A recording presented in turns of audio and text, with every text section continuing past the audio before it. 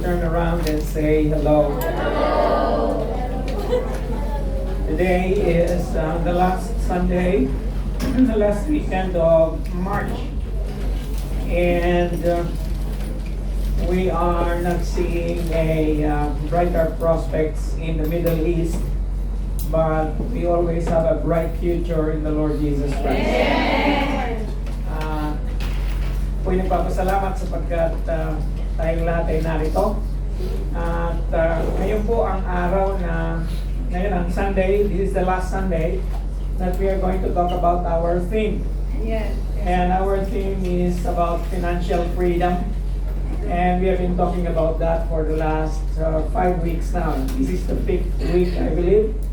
And I hope that some of you have, not only some, but many of you have already that concept of financial freedom in your mind and in your heart and in your life. May napapractice na ba? Amen. Hallelujah. And so today, the title of our message is the Macedonian generosity. You see, we were talking about generosity of many times. I have mentioned that word. And alam po natin ang meaning ng generosity. No need to explain what generosity is. And yet, generosity is something that is foreign in our experience. Many of us, pagka kinakaharap na natin yung mga challenges in life, generosity becomes a vague word. And ngayong araw na ito, gusto kong i-close yung ating theme by citing a very good example in the Word of God.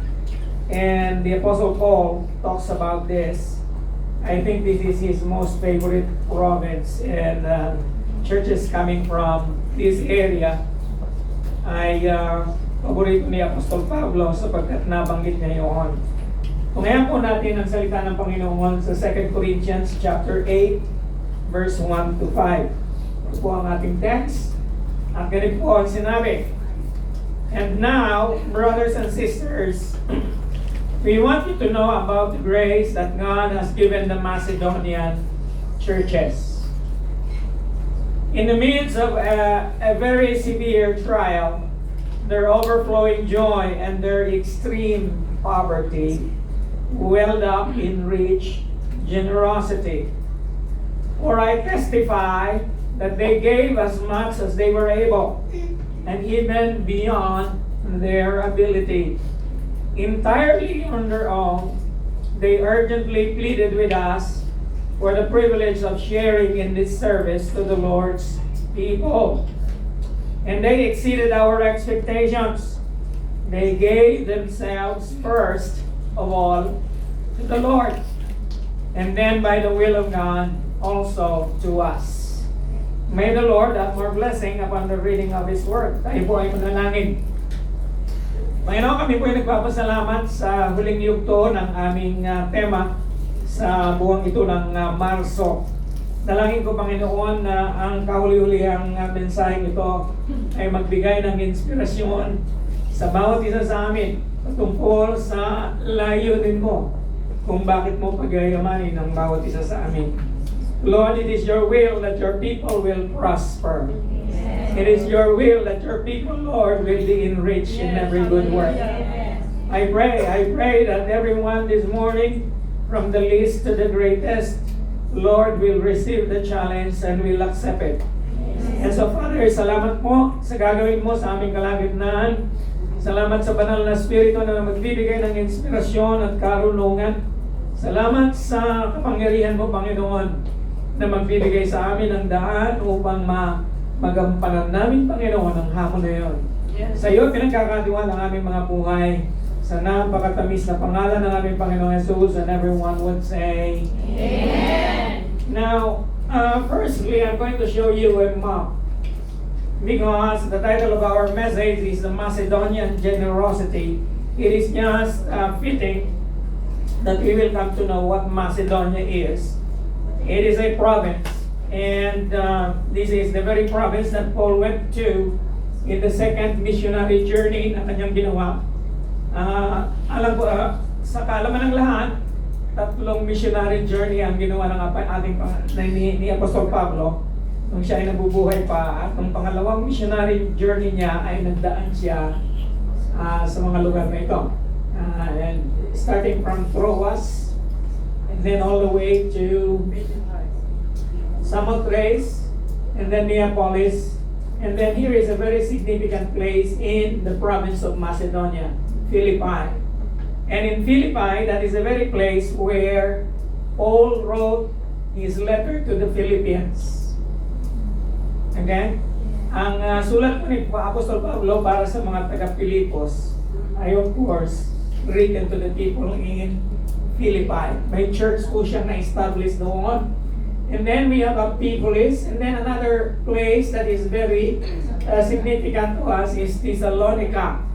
And that is where Paul wrote his another letter, another epistle to the Thessalonians. And he wrote 2 letters there, 1st and 2nd Thessalonians.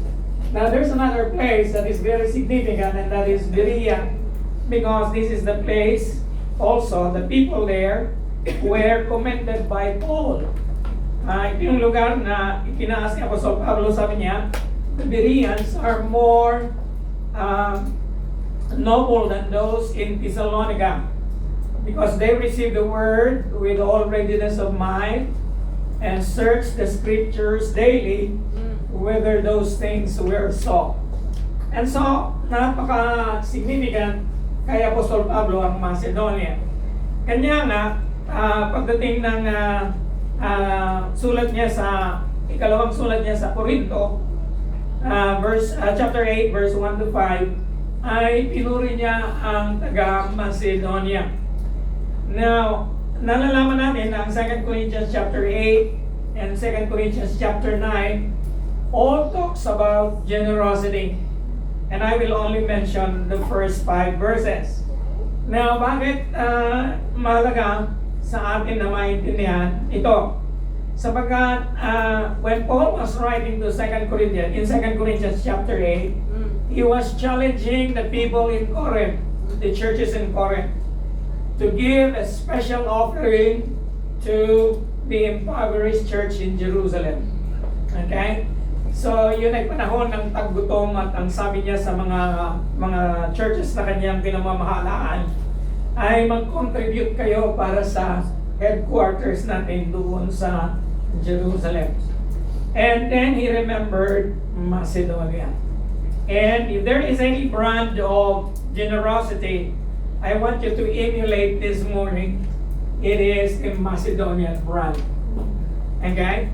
Sana ang bawat isa sa atin ay uuwi na may pusong Macedonian. Ngayong umagang ito. And kung paborito ni Apostol Pablo ang mga iglesia sa Macedonia, he singles out one that is most important to him, and that is the Philippians. In Philippians chapter 4, verse 15 to 16, na ganito ang kanyang sinabi sa mga taga-Pilipos. Sabi niya, moreover, as you Philippians know, in the early days of your acquaintance with the gospel, when I set out from Macedonia, not one church shared with me in the matter of giving and receiving, except you only. Sabi niya, walang ibang tumulong sa akin na church, kundi kayo lamang.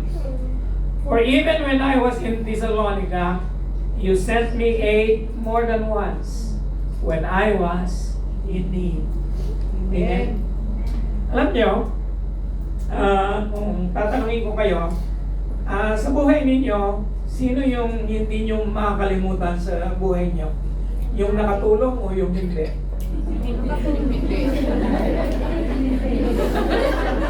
Baliktad yata kayo. Okay? Sino yung hindi ninyo makakalimutan sa buhay ninyo? Yung nakatulong. Right? May pangalawa pa na hindi nyo makakalimutan, yung may utang. Okay? Hallelujah.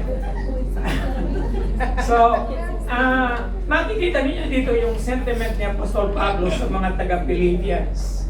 Sabi niya, oh, Philippians, and that is the reason why Philippians is a letter with the theme of joy. Because Paul was rejoicing in remembrance of the Philippian believers. Sabi niya, wow, napakabuti ninyo sa akin. Simula noong ako ay nasa Macedonia, sabi niya, hanggang umalis ako, walang ibang iglesia ang nag-share sa akin in the matter of giving and receiving, only you. Amen. So yung mga hindi nakakalimutan, yung mga taong nakakatulong. Okay? And so, sabi po sa Proverbs 11:25, a generous person will prosper. Amen. And so, napakarami na natin, paulit-ulit na natin sinasabi ito. And yet, here is the word of Solomon. Sabi niya, ang mapagbigay, ang bukas palad na tao, ay magtatagumpay, ay magpa-prosper. Whoever refreshes others will be refreshed. Kung sino tayo nagbibigay ng kagaanan at refreshing sa iba, siya rin ay ma-refresh. Amen. Okay? Now, why is that? Because God is the greatest giver in the universe. Amen. Ang ating Panginoong sinasamba, siya ang pinakadakilang tagapagbigay sa buong sansinukob. And He won't let you outgive Him. Alam niyo, isang bagay na ginagawa ng Panginoon pag nagbigay ka, ay hindi mo ma-outgive si Lord. Yes. Ipapahayag niya sa iyo na you cannot outgive Him. Now, if you don't believe, go ahead and try and see what happens. Amen. Hallelujah. Again, I remember my Sunday school teacher when I was still very young. I was still in high school and I had this wonderful Sunday school teacher. Ang sabi niya sa akin, Dale, pagpapalain ka ng Panginoon, pagka magbigay ka sa Kanya ng isang kutsara, ang kapalit noon ay isang pala. Okay? Pagka nasubukan mo ang kabutihan ng Diyos at pala na ang ibinibigay mo, ang kapalit noon, isang wheelbarrow. Ngayon, nakita mo na napakabuti ng Diyos, wheelbarrow na rin ang pinagkakaloob mo sa Kanya. Okay? Ang kapalit noon, truck na. Amen. Ngayon, dahil subok mo na ang Diyos, truck na rin ang binibigay mo. Ang kapalit noon, barko na. Amen. Amen? And I believe you got the point. Yes. Now that is the lifestyle of generosity. Amen. Well, give the Lord a hand. There are 4 things I want to share with you this morning patungkol sa tinatawag na Macedonian brand of generosity.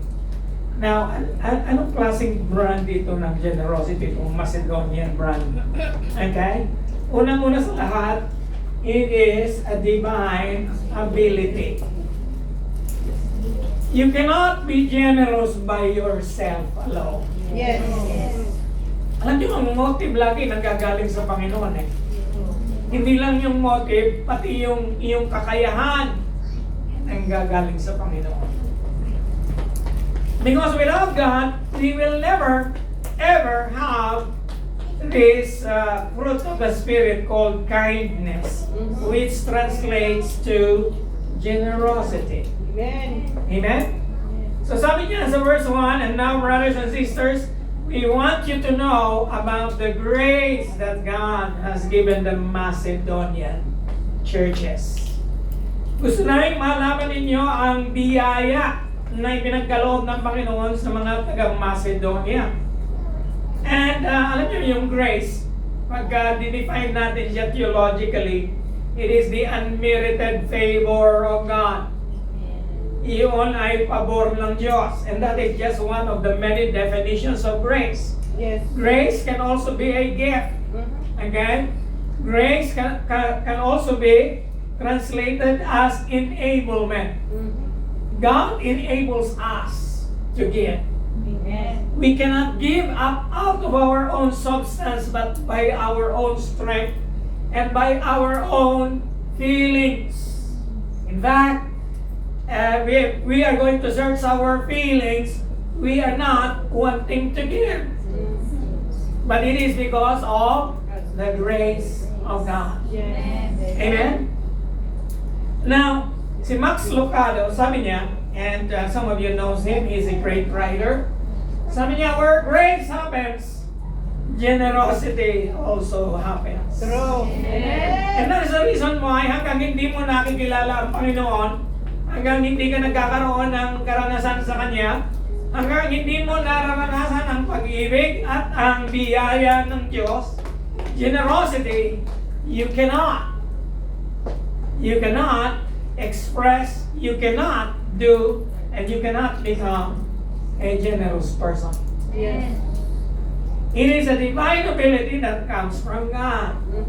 Now, in Acts chapter 16, verse 14 to 15, here is an example of a lady na nakarinig ng salita ng Panginoon.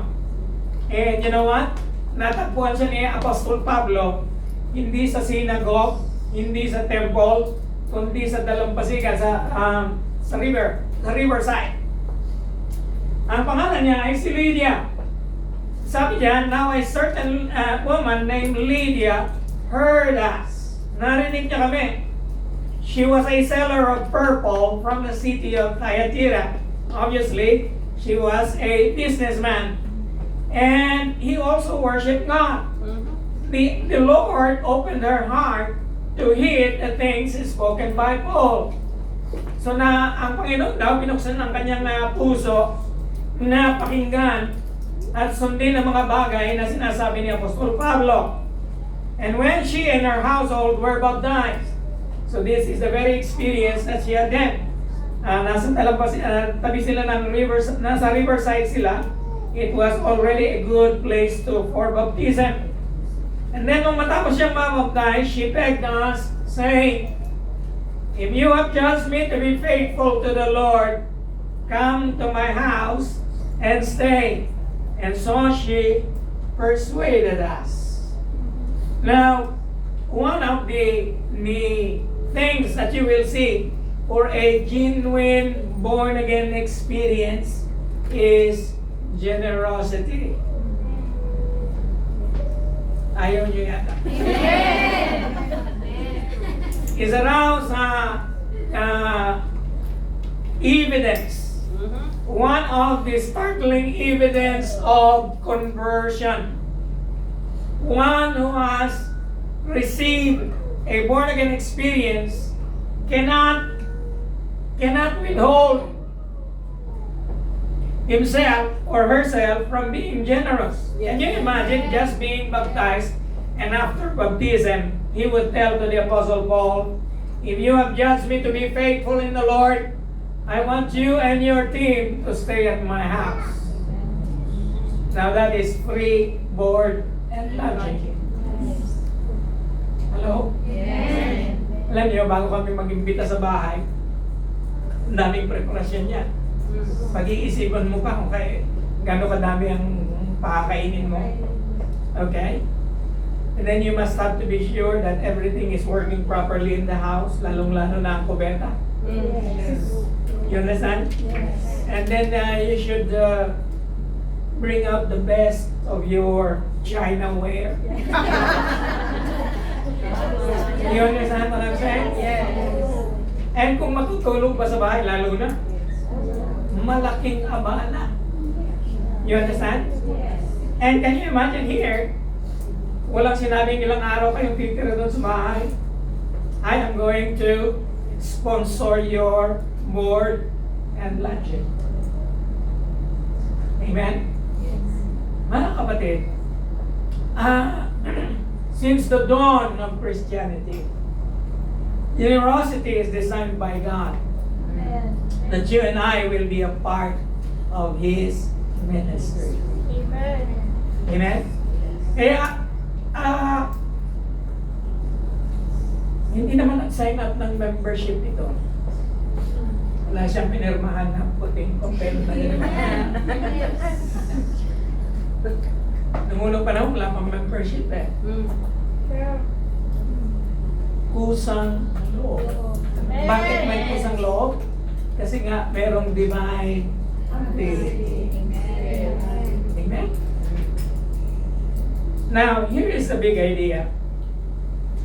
Christian generosity is not about wealth, but about grace. Amen.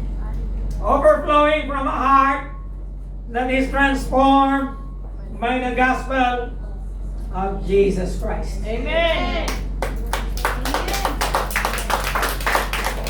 Kaya sa kaharian ng Diyos, walang madamot. Sa kaharian ng Diyos, walang kuripot. Amen. Sa kaharian ng Diyos, walang Ilocano, walang Bisaya, walang Tagalog. Amen? Pero may English. You got the idea? Okay. Okay, magalang lang. Minsan lang ako mag-preach ng ganito. Okay? That brings us to the second. First, it is a divine ability. The Macedonian brand of generosity is liberality. Ano yung liberal? Kung hindi ka conservative, ikaw ay liberal. Hindi po yun ang ibig sabihin nun. Pagka liberal, again, it is benevolence, philanthropy, open-handedness. Sabi niya that in the great ordeal of affliction, during that time, the Macedonian churches are facing persecution. In the same way that Paul has faced persecution, the Macedonian churches also were faced with persecution, hence the word affliction. Their abundance of joy. In the midst of affliction, there is joy. Abundant joy. And then their deep poverty. Ang kanilang malalim na kahirapan overflowed in the wealth of their liberality. Now, isang katanungan ulit. Sa buong mundo, sino ang mapagbigay? Ang mayaman o ang mahirap? Mahirap. Hallelujah. Huwag na kayong yumaman. Praise God. Kaya tingnan niyo, kakaiba ang yaman ng mundo eh. Nambihira na makakita ka ng mga person na katulad ni Warren Buffett. Palagi ko siyang nami-mention sa iyo. Ginugol ko siya uli at tinanong ko ang Google kung ilan na ang pera na ibigay niya sa charity. Can you imagine Warren Buffett has given over $65 billion already. Ang naiwan na lang sa kanya is about 10 to 15 billion.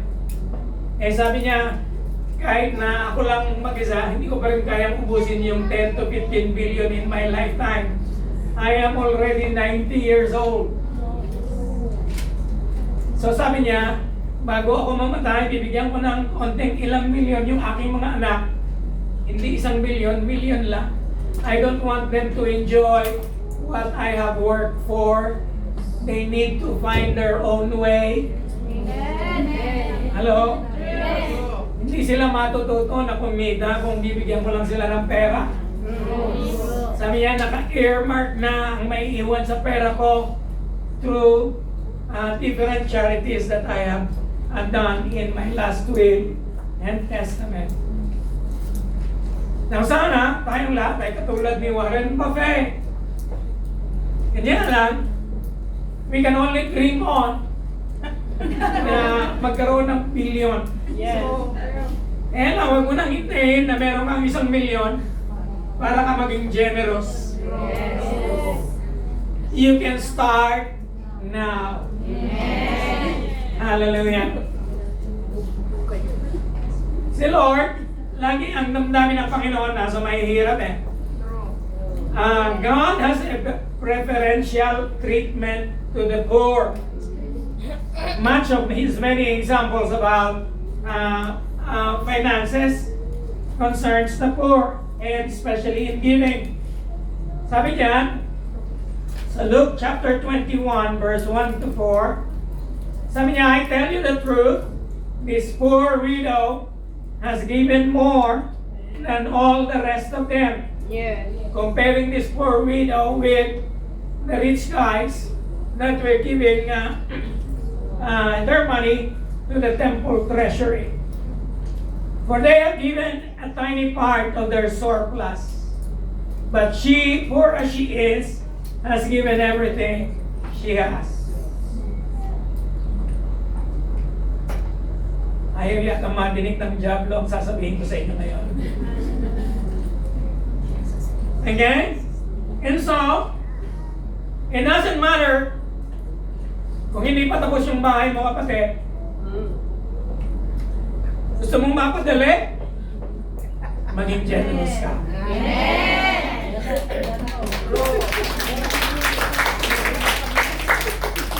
Madalas yun ang laging nagiging dahilan eh. Sinasabi sa akin, Pastor, pag natapos yung bahay ko, hindi ka magsisisi.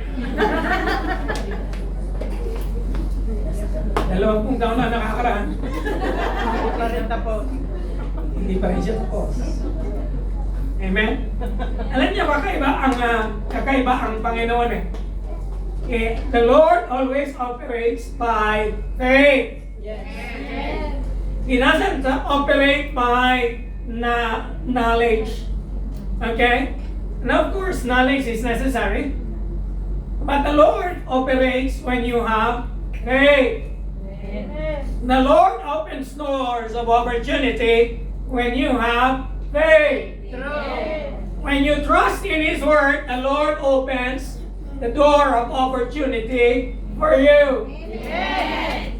Do not be afraid. Amen. Amen? Amen. Pakinggan natin si Chinky. Minsan, kung sino pa ang mga taong mahirap, sila pa ang mapagbigay. Naranasan kasi nila ang pakiramdam ng walang-wala at mahirap na buhay.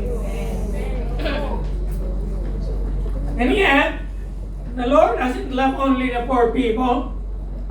He cares about the rich as well. To whom much is given, much is required. Amen. Mas mataas ang sahod mo, abay, much is required.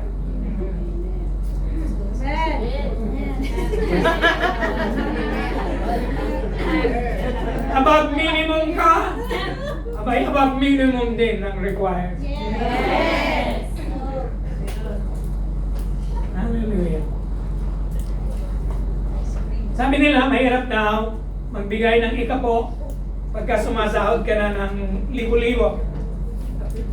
Eh, hindi totoo yan. Nagsimula ako magbigay ng ikapo nung 50 pesos pa lang ang sahod ko. Ngayon, libo-libo na siya. It's the same thing. You understand? Yes. Kasi nga, nag-change yung outlook mo, nag-change yung lifestyle mo, and wala namang nawawala sa'yo. Nadadagdagan pa nga eh. Amen. Si Lord always uses the small things of the world to confound the rich and the wise. Kaya laging napaka-significant ng illustration na ito sa Bible. John 6:11. Jesus then took the loaves and gave thanks and distributed to those who were seated as much as they wanted. He did the same with the fish. Can you imagine the 2 fish and 5 loaves of bread Yes. able to feed 5,000 people? Can you imagine? Your very small contribution means much. Amen? Amen. Kung ikukumpara mo ang iyong kaloob sa Panginoon every month, say nagbibigay ka ng ikapo, our church today needs at least 60,000 to break even. You only give a very little fraction of that. And yet it is significant. Amen. Thank you, Lord. And so, it is a divine ability. It is liberality. Open-handedness. Like ko sinasabi sa inyo, and I pray na kung uuwi na kayo sa Pilipinas, kung may gusto akong matanim sa isip nyo na hindi nyo makalimutan, ay itong mga katagang ito, at kung hindi mo pa siya memorize, i-memorize mo siya. This is a legacy I'm going to leave to you. If you take care of the things of God, you will take care of the things of God.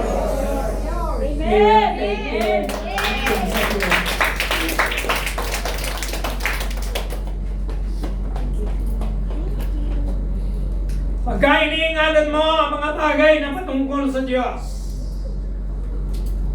iingatan ng Diyos ang lahat ng patungkol sa iyo.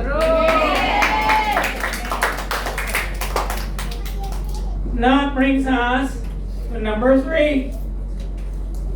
It is voluntary. Voluntarily. For I testify that according to their ability and beyond their ability, we have talked about ability already, they give voluntarily, begging us with much urging for the favor of participation in the support of the saints. Si Lord, ayaw niyang namimilit. True. Kailanman, hindi namimilit ang Panginoon. In fact, where are you? Okay. In fact, the Lord doesn't want you to give out of compulsion. True. Because the moment it becomes a compulsion, it is no longer generous. Yes. And the Lord loves a cheerful giver. Ayaw ng Panginoon yung nagmamaktol. Ayaw ng Panginoon yung nag-aalinlangan. Ayaw ni Lord na sasabihin mo ay, ang gasolina ko na yun. Mahal pa naman ang gasolina na yun. Hello. The God you are serving is not a beggar. The God you are serving is the owner of everything.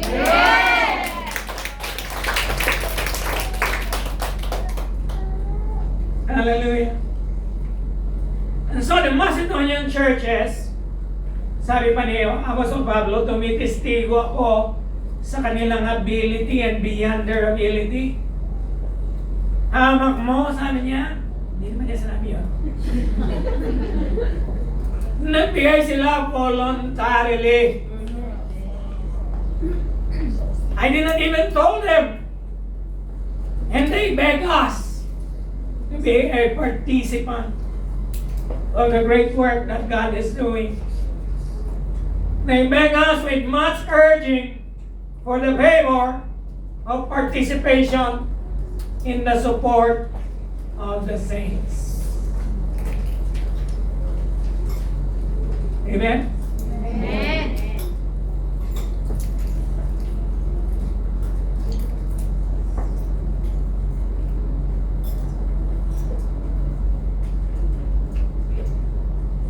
There is one guy. Alam niyo si Lord, gusto niya pagka nagsabi ka, ako na, ako na. Okay? Naalala ko nung lagi ko nang nasasabi sa marami ito noon. Maraming baguhan ngayon. So, yung nakarinig na nito ay may tumahimik na lang. Yung aking kaibigan, si Pastor Nes, I learned a great deal of generosity from this guy. Kasi nung bago ko lang kami magkakilala, palaging siya ang nagpapakape sa akin. Ako naman feeling great. Okay? Okay, sabi siya, oh, kape. Eh, pagka marami kami, walang kumikilos. Laging siya ang tatayo. Anong kape ang gusto mo? At siya ang gagastos ng pagkapisanin.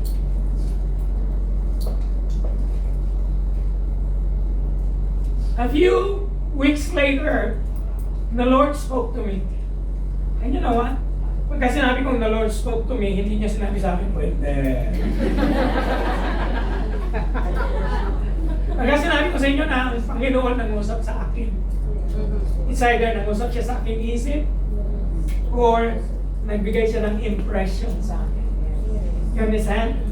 Na yung impression na yon is so clear, you begin to believe that it comes from the Lord Himself.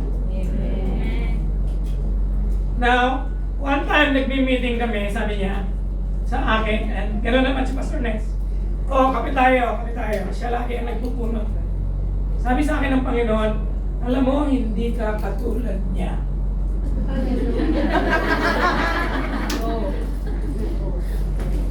Sabi ko, I brush it off my mind. Sabi ko, it's just my mind. Okay, playing tricks on me. Narinig ko ulit, pangalawang beses. Alam mo, hindi ka katulad niya. And this time I said, Lord, talaga naman hindi ako katulad niya. Ang laki kaya ng katandaan niya sa akin. Mas batang-bata ako sa kanya. Okay? And then suddenly the Lord spoke again the third time.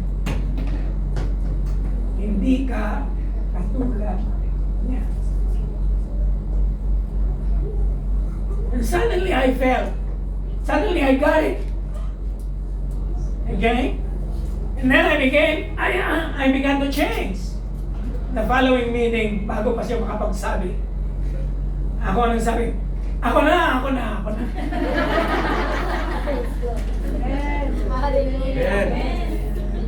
Amen? Ikaw ba yung tipong pakikain? Maliban na lang kung ikaw ay bagong invited sa church ng iyong kaibigan, okay lang yun, i-treat ka.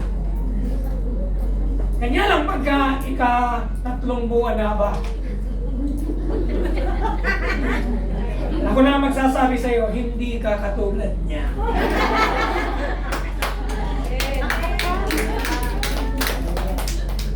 You understand what I'm saying? Amen. Tignan nyo, kahit si itong character na ito, voluntary siya. Si Zacchaeus, sabi niya, look Lord, ngayong kaagad, ibibigay ko ang kalahati ng aking pag-aari sa mga mahirap. At kung mayroon man akong niloko, anybody out of anything, I will pay back 4 times the amount. Saan ang gagaling yung motivation na yun? And it is so abrupt, it is so sudden. Bakit? Kasi na-convict siya. Hello? Ang tagal na diyang nagnanakaw. Siya ay tax collector. Alam niya na may kasalanan siya. Alam niya na napakarami ng pagkakataon na he treated people as if they were nothing. Alam niya na matagal na siyang nag-o-oppress. It is time to change. Amen.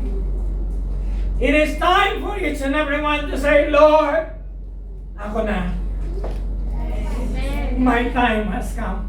Yes.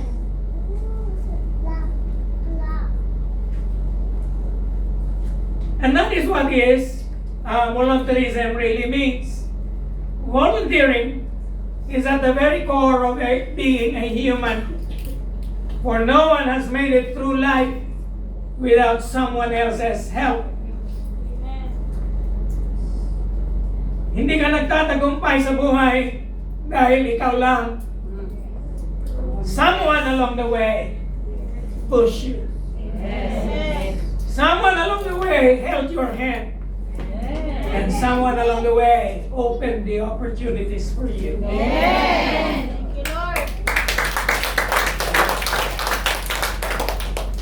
There is another one who volunteered, and I like this guy. His name is Joseph, but he has another name. His name is Barnabas. Now look here. Sa Acts chapter 4, you will find that Joseph is a Levite. Now here is something about Levites. In the Old Testament, a Levite cannot own a land. A Levite in the Old Testament cannot inherit a land. Now obviously, sa verse na ito, makikita mo na si Barnabas, he sold a field he owned and brought the money and put it at the apostles' feet. Now, my theological training and background I begin to ask this question. A Levite cannot inherit land. Bakit may land si Barnabas? And so I went on to search. And what I found out was this. Yes, Barnabas did not inherit a land. He bought it. Yes. Okay? There is no restriction for a Levite to buy a land. And now the land that he bought, he is going to give it away. Alin ang mas mahirap ibigay? Yung naangkin mo na libre o yung naangkin mo na binayaran mo? Binayaran. And yet he was willing to sell it and give the money in full at the apostles' feet. Hallelujah. Hindi ko sinasabi, ibenta mo yung bahay mo. Huwag kang ganyan. Hello? Hindi ko sinasabi, ibenta mo yung sasakyan mo. No? Maliban na lang kung mapanaginipan mo siya 3 beses. At hindi ka na makakatulog. Si Lord, palagay ko si Lord na yun. Pero kung hindi, wow. Alam niyo kasi ang Panginoon nag-i-start siya sa little faithfulness. Hindi naman agad-agad ang Panginoon nagre-require ng anything. One step at a time. A little faith growing in a little bit more. And until such time, you are ready. You understand? Yes. Hallelujah. And so, this brings us to number 4. Madali lang tayo ngayon. Yes. Yan.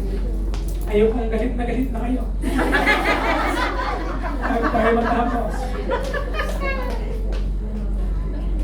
Number 4, loving God is a priority. Amen. Kung mahal mo ang Diyos, gagawin mo ang lahat para sa Kanya. Amen. Naranasan mo na bang umibig? Lord.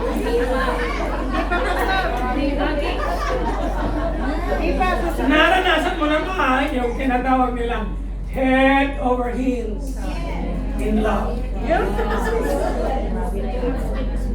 Pag naranasan mo na yon, you don't care what other people say. Pag naranasan mo yon, it doesn't matter the cost.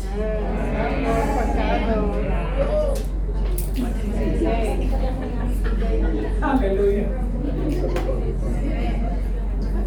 Now, if you love God, here is verse 5. And this, not as we had expected. Alam niyo, ang pag-ibig ng isang tao beyond expectation. Okay? You always want to surprise the one you love. Okay? And sometimes cost is nothing. Pagka magpabalik tanaw ako, okay? Nung nagliligaw pa lang ako kay Sister Leonor, pagkasahod na, papasyal kami, hindi pwede hindi. Yan lang, hindi ko alam. Doesn't matter. Pag naubos yung aking karampot na sahod, para lang ma-please ko siya. Hello? Sana all.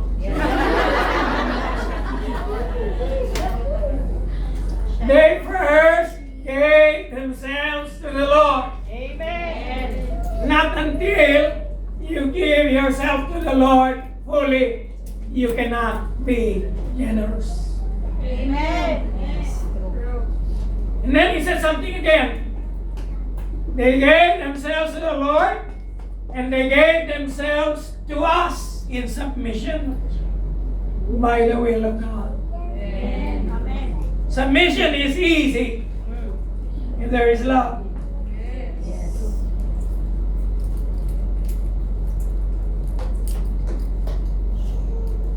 In John chapter 12, verse 3, we have another example. Then Mary took a pint of pure nard, an expensive perfume.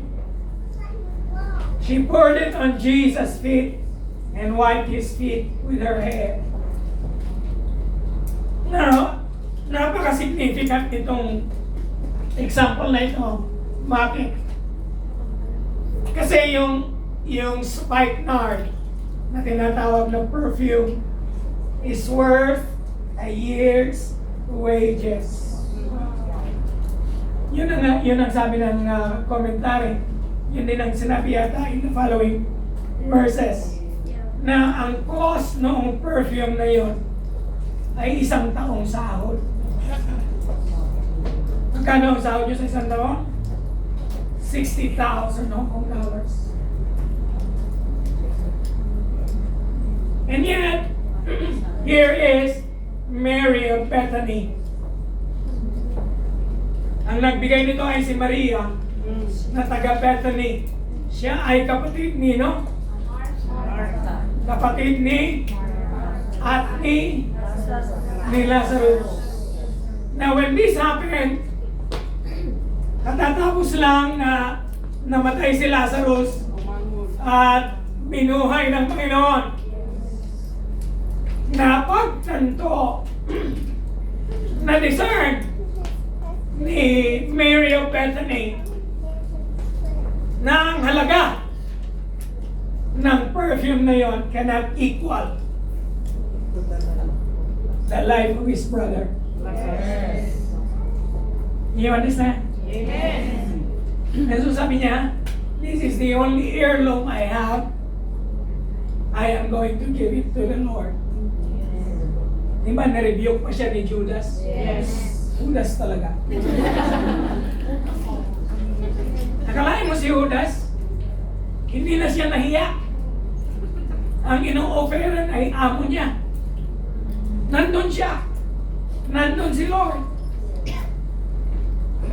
Habang ibinubuhos ni Mary yung perfume, sabi niya, bakit hindi na lang ibinenta itong perfume na ito at ibinigay para sa mga mahihirap? Minsan, meron tayong ugali na ganyan. Ayaw natin na may mga tao ayaw nilang mag-succeed ang isang tao. And they will put them down. Pero, mga kapatid, hallelujah, there is something, a very important picture of generosity. Kung iisipin natin na ang buhay natin ay iniligtas ng Panginoon sa kasamaan. Kung ikukumpara mo ang buhay mo ngayon at ang buhay mo noon na binago ng Diyos, you cannot afford not to be generous. Maliban na lang kung binabaliwala mo ang ginawa ng Panginoon sa buhay mo. Lahat ng nakatanggap ng biyaya, lahat ng nakatanggap ng kagalingan, lahat ng nakatanggap ng pagkakataon, hallelujah, marapat lamang na maging generous. Amen. Para sa Panginoon.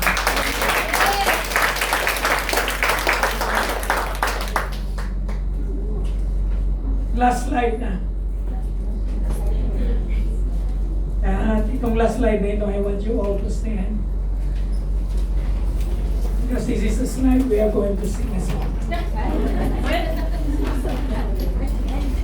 Now, bago tayo natin awitin ito, napakahalaga nitong awitin ito. Sapagkat ang awitin ito nagsasabi, all that I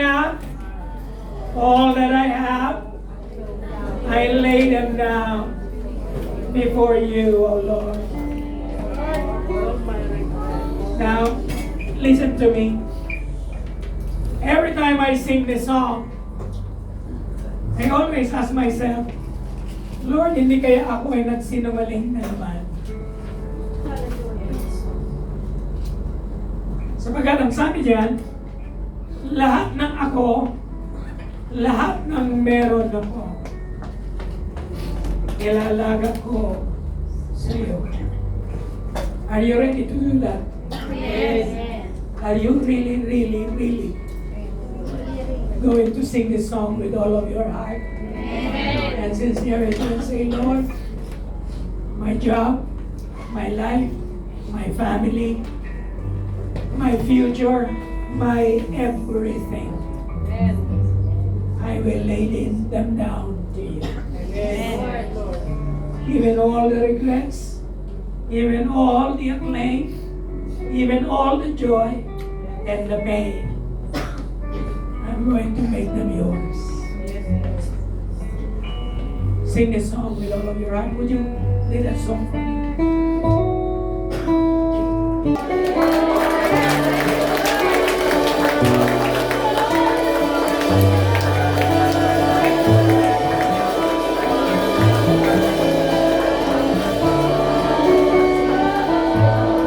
I'd like to ask Elder.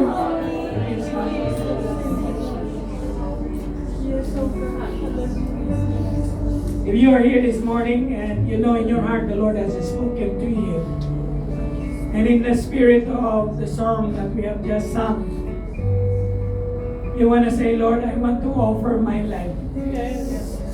Narito ako, Panginoon, gusto kong ialay sa iyo ang aking buhay. If this is the very first time you are going to do that, lift up your hands. Sino ka ba? Yes. If you are here, and you know in your heart the Lord has spoken to you, and He's saying, offer me your family, offer me your future, offer me your job, your everything. Lift up your hands to the Lord. I'd like to ask Elder to pray for you this regarding this one. Hallelujah, Lord. Hallelujah, Lord. Sa lahat po ng mga nagtaas sa umagang ito, na nais nilang itaas ang kanilang mga mahal sa buhay. Lalo na po, Panginoon, ang mga nakakaranas ngayong umaga sa kanilang relationship, sa kanilang mga asawa. Nais po kayong ipag-pray. Hallelujah, Lord. Nalalaman mo, Panginoon, yung struggle ng bawat isa. Lahat, Panginoon, yung mga nakataas na kamay na ito, Panginoon. Ramdam mo, Panginoon, nakikita mo, Panginoon, ang kanilang mga nais, Lord, na ilagak sa iyong paanan, Panginoon. Lord, hallelujah, sa umagang ito, Panginoon, bigyan mo nga mo, Panginoon, ng gagaanan ang lahat ng mga nagtaas ng kanilang mga kamay, O God.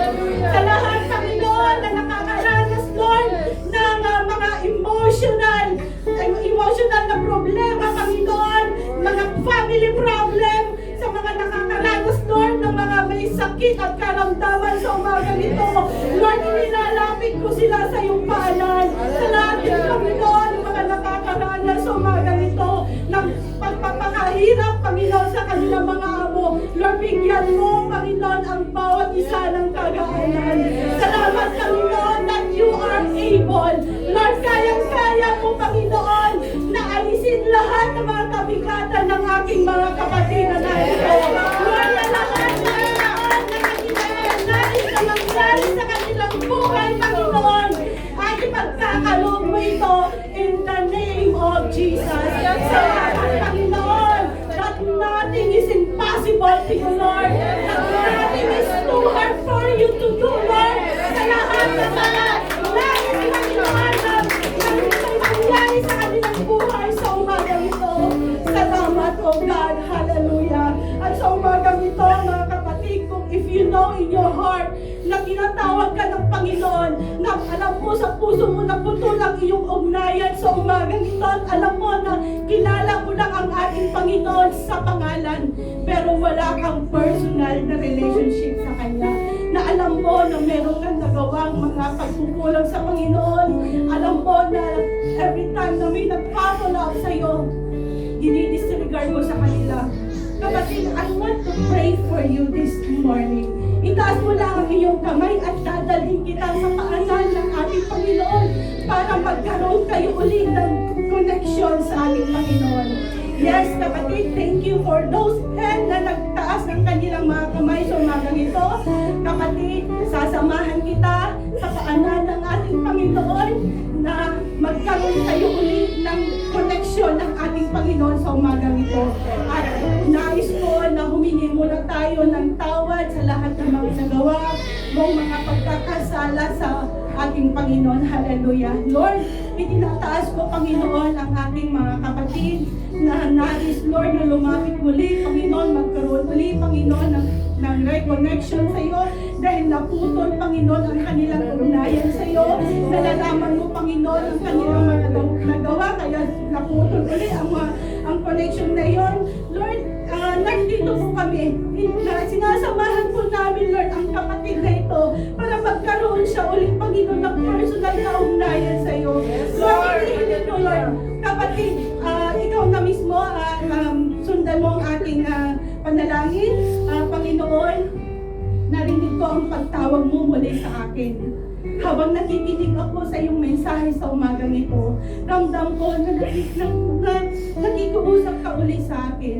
Kaya nga, Panginoon, patawarin mo ko sa lahat ng aking mga nagawang pagkakasala sa iyo.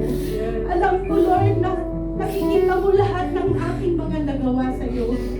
Patawarin mo ako sa aking pagkukulang.